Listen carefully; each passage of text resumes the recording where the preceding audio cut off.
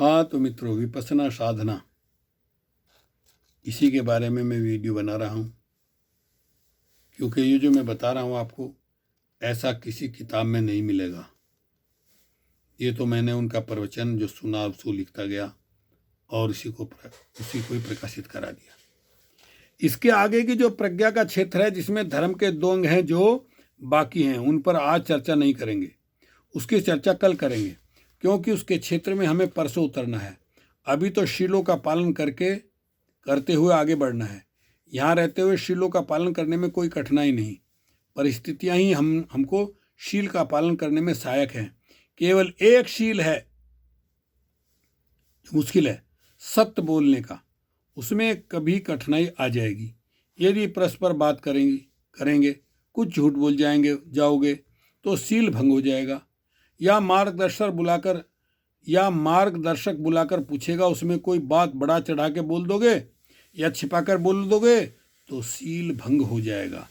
इस पर बड़ा सजग रहो, इस बात के लिए कि शील भंग नहीं।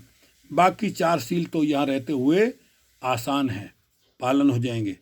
तो 5 शील का बड़ी कड़ाई से पालन करते हुए अपनी समाधि को पुष्ट करने का काम करें। कल शाम की प्रज्ञा की बात को खूब अच्छी तरह समझेंगे और परसों फिर प्रज्ञा के क्षेत्र में काम करेंगे, कदम रखेंगे। जो समय हाथ में है, 8 दिन बाकी हैं। हालांकि 8 दिन बहुत थोड़े होते हैं इतने बड़े काम के लिए। 8 दिन कुछ भी नहीं, इसलिए इनका बहुत अच्छा उपयोग करना है।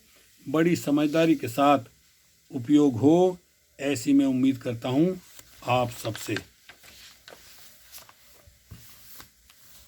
अरे ऐसा अवसर जीवन में फिर मिलेगा कि नहीं?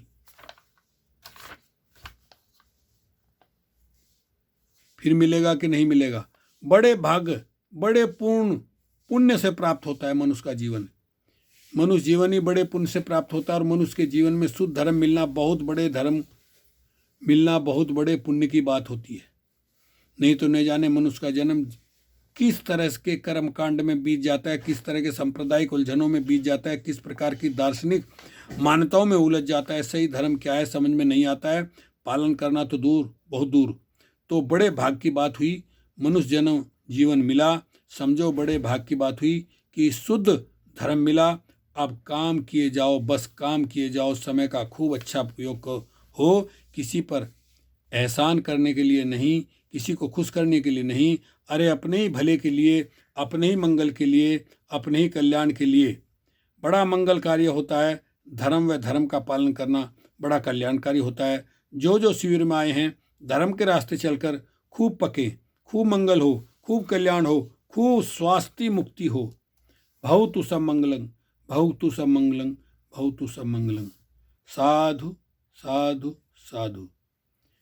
चाहें तो 5 मिनट विश्राम कर लें, फिर काम शुरू करेंगे।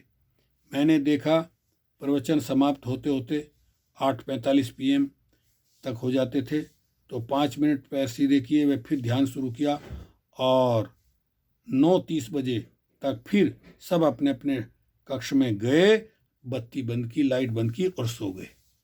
तो साथियों, अब शुरू करेंगे तीसरा दिन।